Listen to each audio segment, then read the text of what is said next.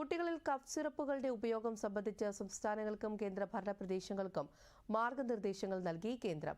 മധ്യപ്രദേശിലെ കുട്ടികളുടെ മരണത്തിന് ചുമ സിറപ്പുകളുടെ ഉപഭോഗവുമായി ബന്ധമുണ്ടെന്ന് സൂചിപ്പിക്കുന്ന സമീപകാല റിപ്പോർട്ടുകൾ കണക്കിലെടുത്താണ് തീരുമാനം.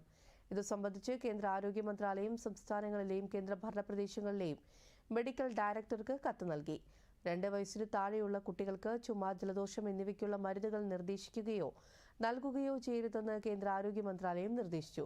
5 വയസ്സിന് മുകളിലുള്ള കുട്ടികൾക്ക് ശ്രദ്ധാപൂർവമായ ക്ലിനിക്കൽ വിലയിരുത്തലിന് ശേഷം ഉചിതമായ ഡോസേജുകൾ കർശനമായി പാലിച്ച് മരുന്നുകൾ നൽകാനാണ് നിർദ്ദേശം.